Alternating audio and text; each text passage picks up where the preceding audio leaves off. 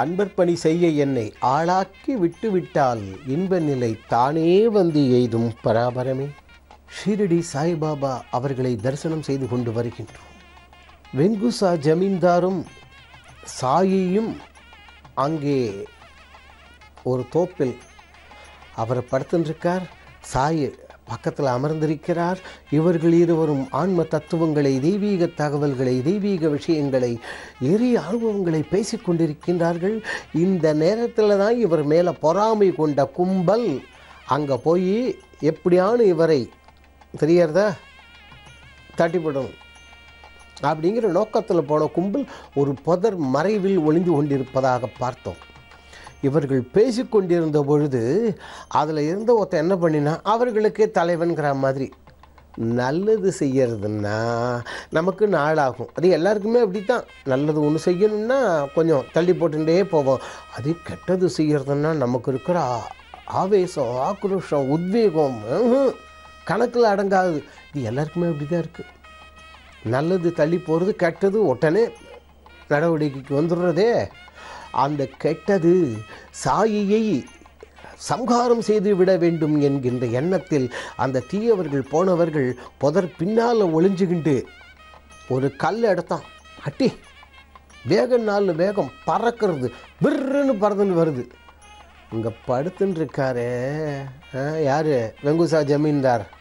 அது ஏதோ ஜமீன்தார், காசு பணம் அதெல்லாம் ஒரு பக்கம் இருக்கட்டும். மகா அனுபூதிமான்.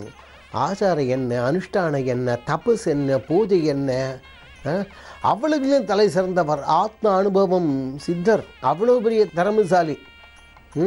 சித்தத்தை அடக்கியவர்கள் யாரோ அவர்களெல்லாம் சித்தர்கள். ஞாபகம் வச்சுக்கோங்க. அவர் பார்த்தார். அது வந்தது பாருங்கோ. கண்டிப்பாக அது சாயை தாக்க போகிறது. இப்படி படுத்துட்டு இருந்தவர் அந்த நிலையிலேயே ஐயா அந்த கல் அப்படியே அந்த இடத்துல அப்படியே நிற்கிறது, அப்படியே நின்று கொண்டிருக்கின்றது. யாரோ ஆகாயத்தில் ஒரு உருவம் தெரியாத ஒரு அருவம் வந்து தடுத்ததை போல அப்படின்னு. இதை பார்த்தானுங்க புதருக்கு பின்னால் இருந்த நம்ம கும்பலில் இருந்த நம்ம ஆட்கள். உடனே அது போனால் என்ன, விடாமுயற்சி, முயற்சி திருவினையாக்கும். நம்மள மாதிரி இந்த கெட்டதுக்கு ஒரு சால்ஜாப் சொல்லி எடுத்து வச்சுக்கிறோம் பாருங்கோ பா. அதனால என்ன, அடுத்தது எடுத்து அடிப்போம். எவ்வளவு உத்வேகம். அடுத்த கல்லை எடுத்து வீசினார்கள். அது வெங்குசா ஜமீன்தார் நெத்தியில் பட்டது. பட்ட உடனே அது பாட்டில் ரத்தம் வழிய ஆரம்பிக்கின்றது. குழந்தை சாய் துடிச்சார் அப்பவே. தெரியறதா? வாடிய பயிரை கண்டபல்ல போதெல்லாம் நான் வாடினேன் வள்ளலார் பாடினாரே இங்கே. தெரியறதா? அதே காலகட்டம் போல அங்கே இவர் நெத்தியிலேருந்து இங்கே தலையில் பட்டு அடிபட்ட ரத்தம் வழியிறது. சாய் துடிச்சார். உடனே இது மேலாடி எடுத்து அதை கிழித்து அந்த ரத்தத்தை தொடச்சி அதுக்கு கட்டு போட்டு விட்டுட்டு எல்லாம் பண்ணி நிற்கிறார். அப்போ தான் சொன்னார், சுவாமி குருநாதா, எனக்கு எந்த விதமான பேதாபேதமும் பேர்க்காமல் என்னை அள்ளி அரவணைச்சு நீங்கள் வளர்த்து கொண்டு வருகின்றீர்கள். ஆனால் எனக்கு இப்போ தான் ஒன்று புரியுறது. உங்களுக்கு ஆள் பலம் இருக்குது, அதிகார பலம் இருக்குது, பணபலம் இருக்குது, ஆன்மீக பலமும் இருக்குது. இவ்வளவு இருந்தும் இவ்வளவு நாளாக உங்களுக்கு வராத கஷ்டம் நான் என்னை அள்ளி அரவணைச்சு நீங்கள் வளர்க்குறதுனால இப்படி வருதுன்னாக்க உங்கள் உயிருக்கு கூட ஆபத்து வரக்கூடிய அளவுக்கு நிகழ்வுகள் இங்கே நடக்கின்றன என்றால் அதற்கு முக்கியமான காரணம் அடியேன் தான். தயவு செய்து நான் பிரிந்து போய்விடுகிறேன். என்னால் உங்களுக்கு துயரங்கள் விளைய வேண்டாம். என் மூலமாக பகைவர்கள் உங்கள் உயிருக்கும் ஆபத்து விளைவிக்கின்றார்கள். வாயில் வார்த்தை வரல தவிக்கிறார் கடந்துண்டு. அதுதான் நல்லவர்கள் மனசுங்கிறது. தெரியறதா? இதை கேட்டு இப்போ கூர்மையாக வார்த்தைகளை கவனிச்சுன்னு வரணும். தெரியறதா? தாம் பிரிஞ்சு போகிறேன்னார் சாயி. அதை கேட்ட உடனே ஜமீன்தார் இல்லை, அவர் பார்த்தார். அப்பா என்ன பேசுகிற? இல்லை தீயவர்கள் இப்படின்னா. உலகத்தில் தீயவர்கள் என்பவர்கள் என்றும் எப்போதும் இருப்பார்கள். நனவில் வச்சுக்கணும். உலகம் தோன்றின அன்னியிலேருந்து சரி தீயவர்கள் இருந்து கொண்டுதான் இருந்தார்கள், இப்பொழுதும் இருக்கிறார்கள், எதிர்காலத்திலும் இருப்பார்கள். ஐயோ, இப்படி இருக்கே, தீயவர்கள் இருக்கிறார்களே என்று நாம் பயந்து விலகி ஓடிப்போய் விடக்கூடாது. இருட்டு என்றைக்கும் உண்டு. இருட்டு எதிர்த்து யாராவது நிற்க முடியுமா? என்ன சொல்கிறீர்கள்? முடியுங்களா? முடியாது. இருட்டை எதிர்த்து யாராலும் நிற்க முடியாது. என்னதான் அடித்து உதச்சி இருட்டே விலகி போய்விடு, அப்போ ஆடான்னுடும். ஏன் இவ்வளவு கஷ்டம், டென்ஷன் தெரிகிறதா? ஒரு சின்னஞ்சி நெருப்பு குச்சியை கிழித்து அப்படி வச்சோன்னாக்க நாம் ஒன்றுமே சொல்ல வேண்டாம், இருட்டு தானாக விலகி ஓடி போய் விடுகின்றதல்லவா? இதை சொன்னார் அங்கே அந்த வெங்குசா ஜமீன்தார். அதுபோல் தீயவர்களை விலக்க வேண்டுமென்றால் நாம் பயந்து ஓடக்கூடாது.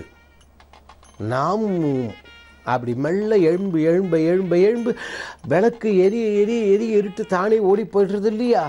அப்பா, அதுக்கு ஒரு உதாரணம் சொல்கிறார் பாருங்க. கறி இருக்கு இல்லையா? கறி தான் வைரமாக மாறுகிறது. எக்கச்சக்கமாக கறி இருக்கும், ஒன்று அப்படி அபூர்வமாக வைரமாக மாறி வந்துடும். இது வைரமாக மாறின உடனே ஐயோ இவ்வளவு கறி இருக்கிறது கூடாது, தெரியறதா? எவ்வளவு கறி இருந்தாலும் இந்த ஒரு மாணிக்க கல்லுக்கிட்ட நிற்க முடியுமா? அதுபோல பகைவர்கள், தீயவர்கள் அவ்வளவு பேர்களும் கரிக்கற்கள் போல நீ மாணிக்க கல்லுடா குழந்தை. எந்த காரணத்தை முன்னிட்டும் பிரிவேன் என்று சொல்லாதே என்று அறிவுறுத்துகின்றார். ஆனால் இவரே பிரியப் போகிறேன் என்று சொல்லப் போகின்றார். அதற்கு சாயி கேள்வி கேட்கப் போகின்றார். என்ன கேள்வி, என்ன நடந்தது என்பதை அடுத்த நிகழ்ச்சியில் தரிசிக்கலாம். அந்த ஞானிகளும் மகான்களும் நம் எல்லோருடைய உள்ளங்களிலும் இல்லங்களிலும் எழுந்தருளியிருந்து நம் குடும்பங்களில் ஆரோக்கியம், அமைதி, நிம்மதி, ஒற்றுமை என்று சொல்லக்கூடிய அந்த மாபெரும் செல்வங்களை வாரி வழங்க வேண்டுவோம். அவர்கள் வழங்குவார்கள். பெரியவா போற்றி.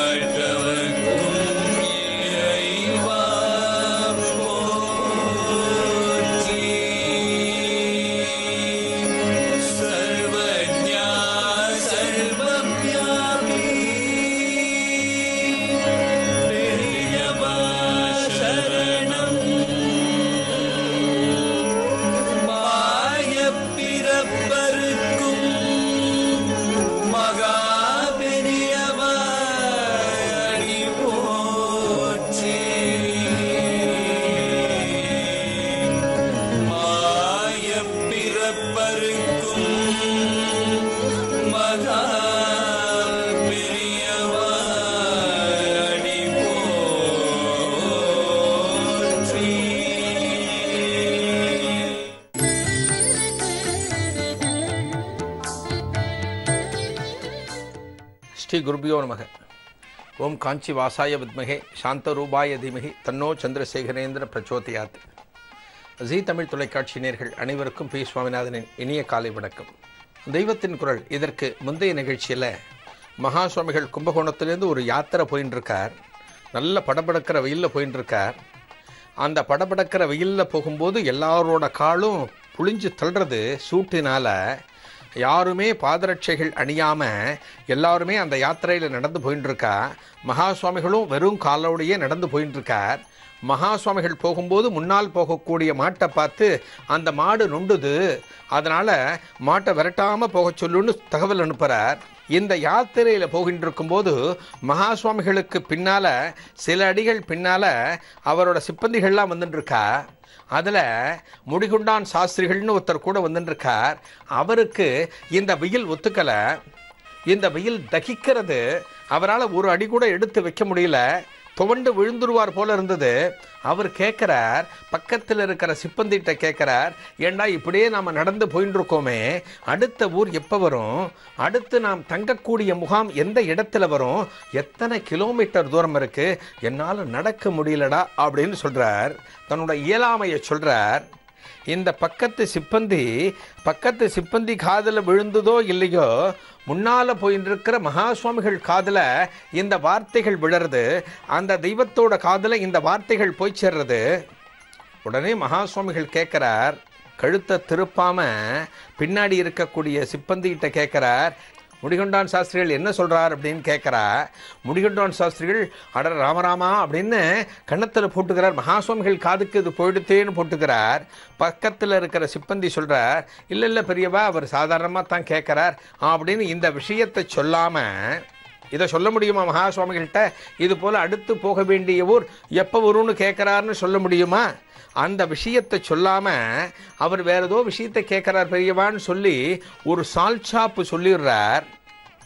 ஆனால் அந்த தெய்வத்துக்கு தெரியாதா, மகாசுவாமிகளுக்கு தெரியாத, தனக்கு பின்னால் வரக்கூடிய தனது சிப்பந்தி ஒருத்தன் வெயில் அவஸ்தையில் கஷ்டப்பட்டு வரான். இந்த வெயில் தகிக்கிறது, அவனால் காலடி எடுத்து வச்சு நடக்க முடியல. அவனுக்கு ஒரு இதமான ஒரு சுகம் வேணும். இந்த நேரத்தில் எங்கேயாவது நாம் தங்க மாட்டோமான்னு பார்க்குறான். தங்க முடியாமல் இந்த யாத்திரை போயின்னு இருக்கேன்னு பார்க்குறான். அப்படின்னு மகாசுவாமிகள் தீர்மானித்து இந்த பக்தனுக்கு தனது கருணை மழையை பொழியணும்னு தீர்மானித்து அந்த தெய்வம், நடமாடும் தெய்வம், கலியுக தெய்வம் காஞ்சி மகாசுவாமிகள் என்ன பண்ணுறார் அப்படின்னா, அண்ணாந்து ஆகாயத்தை பார்க்குற, வேற ஒன்றுமே கிடையாது. அண்ணாந்து ஆகாயத்தை பார்க்குறார். மகாசுவாமிகளோட அந்த திருப்பார்வை அந்த சூரிய பகவான் மேலே பட்ட உடனே அந்த சூரிய பகவான் போய் ஒளிஞ்சுக்கிறான். மகாசுவாமிகளோட பார்வை பட்டு கொடுத்து இல்லையா, அந்த சூரிய பகவான் பயந்து போய் ஒளிஞ்சுக்கிறான். எங்கே ஒளிஞ்சுக்கிறான் அப்படின்னா, கருமேக கூட்டங்களுக்கிடையே போய் ஒளிஞ்சுக்கிறான். எங்கெங்கிருந்தோ வந்த கருமேக கூட்டங்கள் திடீர்னு அந்த சூரியனை மூடிடுத்து. அந்த சூரியனை மூடின உடனே அந்த சூழ்நிலையே மாறிடுத்து. அந்த சூழ்நிலை ஒரு இதமான சூழ்நிலையாக மாறிடுத்து. அந்த இடத்துல ஒரு திடீர்னு ஒரு தென்றல் மாதிரி ஒரு சுவாரஸ்யமான ஒரு குளிர் காற்று வீசுறது. எல்லாமே ஃப்ராக்ஷன் ஆஃப் செகண்ட், எல்லாமே ஒரு சில வினாடிகள் இடைவெளியில் தான் எல்லாமே நடக்கிறது. டக்குன்னு சூரியன் ஒரு கருமேக கூட்டத்துக்குள்ளே போச்சு. திடீர்னு அந்த சூழலே மாறிப்போச்சு. வெயில் இருந்த சூழல் மாறிப்போச்சு. ஒரு மாதிரி சிலுன்ற ஒரு சூழலும் வருது. அந்த யாத்திரை நடந்துட்டுருக்கு. மகாசுவாமிகள் நடந்துட்டுருக்கார், பின்னாடி எல்லாரும் நடந்துட்டுருக்கா. அந்த முடிகொண்டான் சாஸ்திரிகளுக்கு ஆச்சரியம், என்னடா அது இப்படி சூழ்நிலை மாறிடுத்து, இந்த கிளைமேட்டில் நடக்கிறது எவ்வளவு ஆனந்தமாக இருக்கு, பொசுக்குன்னு சூடு போயிடுத்து, சுற்றி நிலவிய அந்த வெப்பம் குறைஞ்சு போச்சு, ஒரு மாதிரி இதமான காற்று வீசுறதே அப்படின்னு சந்தோஷத்தோட மகாசுவாமிகளை பார்த்து, ஆஹா, நமது கோரிக்கை மகாசுவாமிகளுக்கு போயிடுத்து, அந்த தெய்வம் நமக்காக இப்படி ஒரு ஏற்பாட்டை பண்ணிருக்கு, தனது பக்தன் ஒருத்தன் கஷ்டப்பட வேண்டாம் அப்படிங்கிறதுக்காக இப்படி ஒரு ஏற்பாட்டை பண்ணி ஒரு இதமான சூழலையே நமக்காக உருவாக்கி இருக்கே அப்படிங்கிற சந்தோஷத்தோட அந்த முடிகொண்டான் சாஸ்திரிகள் இன்னும் கொஞ்சம் தெம்போடு நடந்தாராம். அந்த யாத்திரையில் வரக்கூடிய பக்தர்கள் அத்தனை பேருமே ஒரு இதமான சூழ்நிலையோட, ஒரு நல்ல மனநிலையோட அழகாக மெதுவாக நடந்தாலாம். இவா எந்த இடத்துக்கு போகணுமோ, எந்த முகாமுக்கு அடுத்து போகணுமோ அந்த முகாம் போய் சேருகிற வரை இந்த இதமான சூழல் கடைசி வரைக்கும் அப்படியே இருந்ததான். கொஞ்சம் கூட மாறவே இல்லை. அந்த சூரியன் மீண்டும் வரவே இல்லை. வெப்பம் இவாளை தகிக்கவே இல்லை. கடைசி வரைக்கும் அப்படியே இருந்ததான். அந்த இடத்துக்கு போய் சேருகிற வரை ஒரு பொட்டு மழை கூட கிடையாது. கிளைமேட் இப்படி மாறினது அப்படின்னோடனே, பருவ சூழல் இப்படி மாறினது அப்படின்ன உடனே, ஒரு கருமேகங்கள் சூழ்ந்த உடனே மின்னல் வரணுமே, இடி வரணுமே, மழை வரணுமேன்னு நமக்கு தோணும். இவை எதுவுமே வரல. ஒரு மழை பெஞ்சா எப்படி இந்த யாத்திரை அடுத்த ஊருக்கு போக முடியும்? இந்த யாத்திரையும் போகணும். இந்த யாத்திரையில் வரக்கூடிய பக்தர்கள் அத்தனை பேருக்கும் ஒரு இதமான சூழலையும் கொடுக்கணும். இது ரெண்டு பிரச்சனையையும், இது ரெண்டையும் ஒன்றா எடுத்துட்டு அந்த மகாசுவாமிகள் எப்படி ஒரு அனுகிரகத்தை பண்ணி, எப்படி ஒரு அருளை பொழிந்து அவர்களுக்கு ஒரு இதமான சூழ்நிலையை கொடுத்துருக்காருன்னு பார்க்கணும். மகாசுவாமிகளை நம்பினால், மகாசுவாமிகளோட நமது கோரிக்கையை வச்சா, நமது பிரார்த்தனை என்னவாக இருந்தாலும் ஒரு ஆத்மார்த்தமான பிரார்த்தனையை ஒரு நல்ல பக்தியோட, ஒரு சுத்தமான பக்தியோட அந்த தெய்வத்துக்கிட்ட நாம் வச்சா என்னைக்கும் அது சத்தியமாக நிறைவேறும். அது அந்த காலத்தில் மகா சுவாமிகளுக்கு பக்கத்தில் இருந்து பார்த்த பக்தர்கள் நிறைய பேர். இந்த காலத்தில் மகா சுவாமிகளோட அதிஷ்டானத்துக்கு போய் அந்த தெய்வத்தோட சந்நிதிக்கு முன்னால் போய் நின்று அந்த சந்நிதிக்கு முன்னால் கண்ணீரோட தனது கோரிக்கை வச்சு, நீ இருந்த காலத்தில் இப்படிலாம் பண்ணினீங்க, இப்போ நான் கஷ்டப்பட்டு இருக்கேனே, நான் உன்னைத்தானே நம்பி வந்திருக்கேன், நீ தானே எனக்கு எல்லாமே அப்படின்னு அந்த தெய்வத்துக்கிட்ட எந்த ஒரு பக்தர் சரண் புகுந்தாலும் அந்த தெய்வம், அந்த நடமாடும் தெய்வம் காத்துருக்கு தனது அருளை வழங்குவதற்கு. அந்த மகான் இன்னைக்கும் காத்துருக்கார். அப்படிப்பட்ட பக்தி நமக்கு வரணும். அந்த எண்ணம் பக்தர்களுக்கு வந்தாலே மகா சுவாமிகளின் அருள் பரிபூர்ணமாக அனைவருக்கும் போய் சேரும். நாளைய தெய்வத்தின் குரல் நிகழ்ச்சியில் ஒரு சுவாரஸ்யமான அனுபவத்தை பார்க்கலாம். நன்றி, வணக்கம்.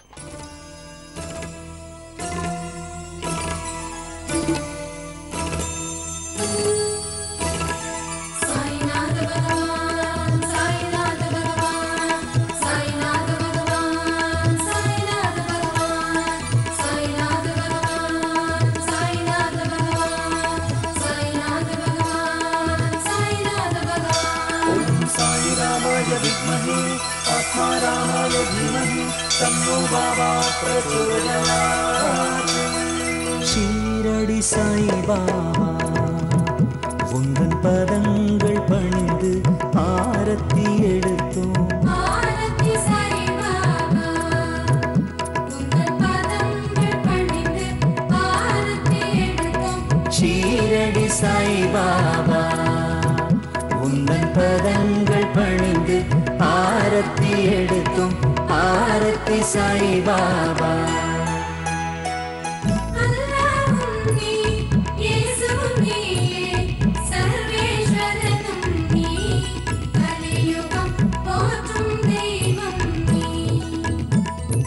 ஆரத்தி சாய்பாபா உந்தன் பதங்கள் பணிந்து ஆரத்தி எடுத்தோம். ஷீரடி சாய்பாபா. சாய்நாத பகவான், சாய்நாத பகவான், சாய்நாத பகவான், சாய்நாத பகவான், சாய்நாத பகவான், சாய்நாத பகவான், சாய்நாத பகவான், சாய்நாத பகவான். ஓம் சாய் வரதாய நமः. ஓம் அபயப்பிரதாய நமः. ஓம் ஆதிபுருஷாய நமः. ஓம் சர்வ ஈசாய நமः. நீரை கொண்டு விளக்குகள் ஏற்றி இருளை அகற்றினையே.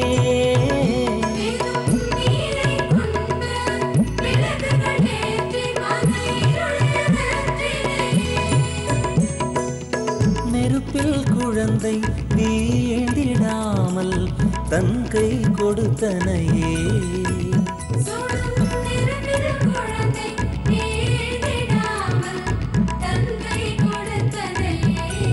நாளும் பல லீலைகள் புரிந்தனையே.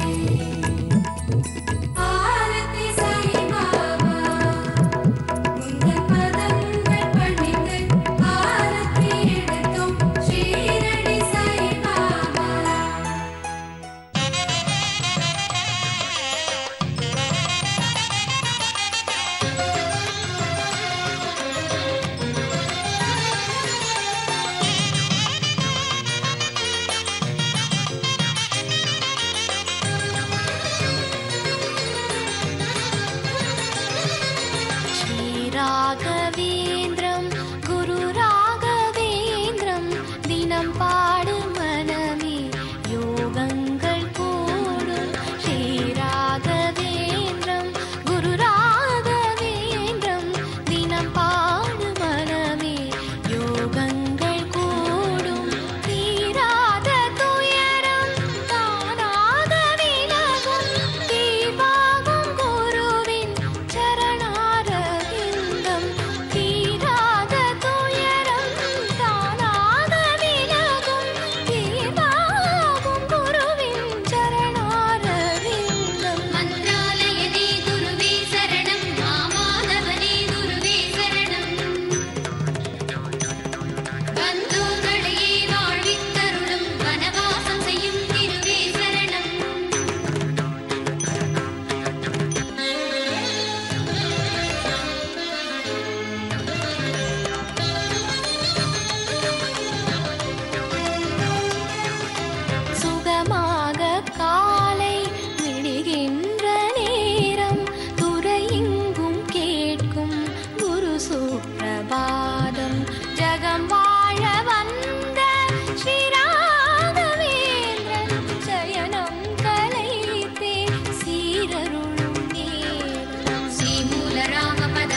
जलोल भृङ्ग श्रीपुर